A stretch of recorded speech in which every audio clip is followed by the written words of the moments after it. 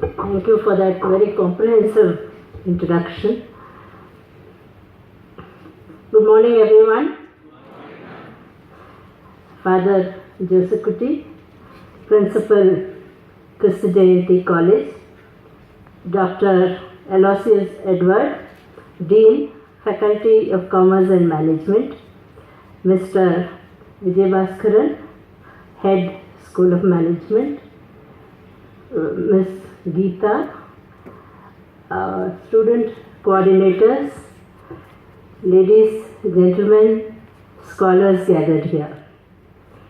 First of all, let me congratulate the organizers on a conference on an extremely topical issue. Disruption is the name of the game today, as Ms. Geeta put it. As a student of management, I have reservations about any kind of jargon, but at the same time, one must recognize that as a pragmatist, this is what is happening around us today. And this makes the challenge for you and I, leaders of today and tomorrow. It forces us to rethink the concept of leadership itself. I have always wondered why so many of us want to be leaders. What is it about leadership that is so attractive across cultures and continents? We attend training programs, we read books, we emulate role models, we organize workshops and MDPs, all in the quest of the holy grail of leadership. I work in a profession which has become the sine qua non for leadership in our country. In most parts of the globe, the civil servant is a rather dull, boring person in a routine, small-time job. In India, by a combination of history and circumstances, the demand for grassroots, situational leadership has resulted in the IAS being seen as an exciting, aspirational leadership option. That said, I have seen the nature of leadership and the public demand on leaders change and evolve in the course of my 30-year career. When I entered service way back in 1987, the IAS officer was somewhat of a Wild West cowboy or a cowgirl, a lone ranger, shouldering the burden and solving the problems of her or his territory. By 1987, Karnataka introduced the Panchayati Raj legislation, followed by the 73rd and the 74th constitutional amendment nationwide. This meant that the IAS learned to work in a decentralized, devolved political structure at the local level, and power was shared with elected Jilla, Taluka and Gram Panchayat members. Leadership is no longer a glamorous concept which we see from a distance. It is part of our day-to-day functioning.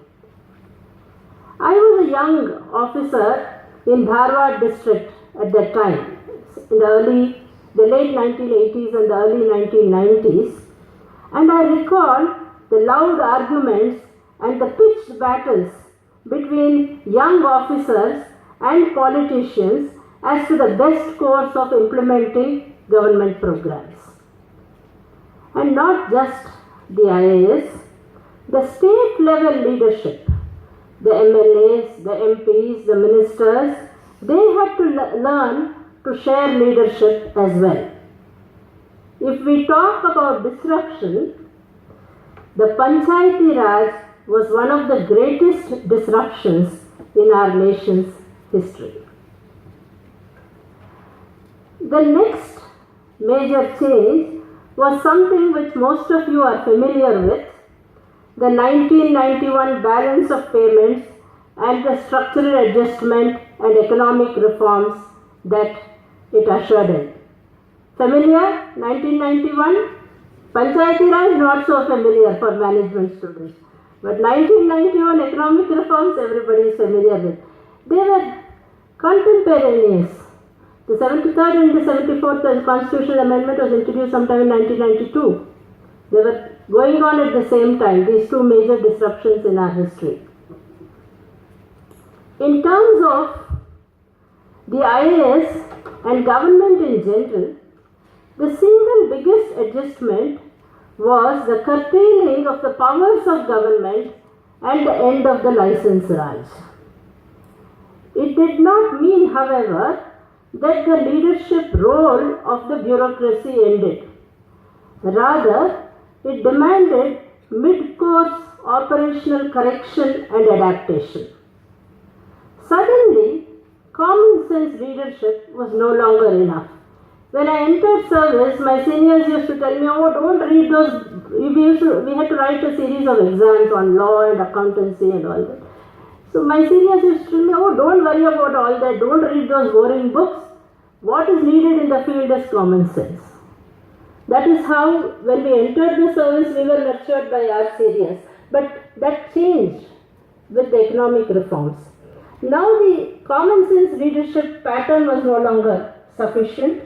The IAS officer had to learn to navigate complex contracts and learn new managerial skills to steer networks which are horizontal in nature, no longer the vertical hierarchical pattern which you had in government. There is the secretary at the top, and then you have a deputy secretary, joint secretary, etc., down the line. No, today we are managing horizontally. Just about 3 to 4 months ago, I organized a conference like yours, a Sarkari conference of delegates from all over India, right? For the logistics alone, merely the logistics, I am not talking about the content, the substance of the conference, but for the logistics alone, I had to transact with the Interstate Council of Government of India to get the list of delegates, the protocol department of the state government for proper reception of the delegates, the local district collector, hotels in Bangalore for accommodation, Kaveri Handicaps and Mysore Sandal Corporation for gifts, tourism department for field visits, to name only a few. None of these organizations were subordinate to me. They don't work under my control in the hierarchical structure of government. So I had to use not authority but negotiation, persuasion, problem solving. A collaborative form of leadership was what was required. Today, a combination of technological possibility and an aspirational society has resulted in even more demands on the Indian bureaucrat. Why should I wait in the queue to pay my electricity bills? Let the system provide the facility online. I wish to purchase land in Bangalore, but I reside in San Francisco. Can I get my land registered without having to travel all the way to India? Today, e-governance innovations are enabling such transactions. So, from a coordinator and network manager, the IAS officer is also becoming a social entrepreneur and an innovator. So, as the nation evolved and the public matured, major disruptions have seen the IAS adapt, grow, evolve and transform to meet that challenge. In an age of disruption and change, the bureaucracy has been the constant that provided stability and continuity. In a young nation like ours, leadership is evolutionary. But are there any constants in the leadership paradigm? I doubt whether the leaders of the world are on a search to find leadership. They are not bent over their iPads listing the qualities of a good leader. They are not Googling leadership best practices. They are out there, working, doing, being. So, what are the takeaways for you young leaders of tomorrow? For me, leadership is just a few simple things. The first is authenticity. One cannot fake leadership. Those around you will see through you in time. You have some qualities that are uniquely you. If some part of the essential you is not something that you are happy with, do work on changing yourself. But you cannot hide what you are. Leadership is not a cloak that you can wear and take off like Harry Potter's invisibility cloak as you please. Be yourself all the time, every time. Leadership is responsibility. Increasingly, we find that authority and accountability are divorced from each other. Everyone is quick to point fingers and find fault. From podiums and television boxes, those who merely observe feel entitled to comment and criticize those who are actually doing the job. We live in a society where multitudes of self-styled experts can tell us what the problem is and what is the solution. But to walk that messy, thorny path from the problem to the solution, that needs a leader. Leadership is the courage to walk alone. It is not an easy world that we live in. There are vested interests and competition is unhealthy. As one WhatsApp sage said, once you are a public person, you need to have a thick skin and a short memory.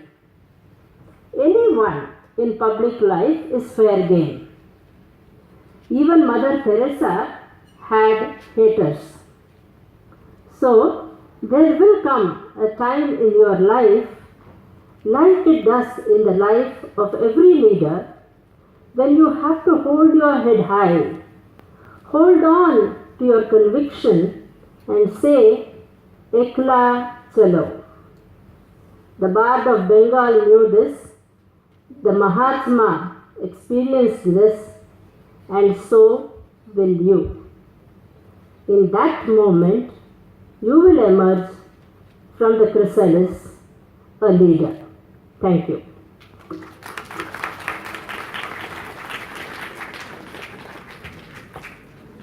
Thank you, ma'am, for your wonderful words of wisdom.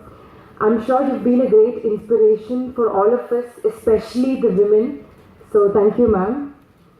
The session is now open.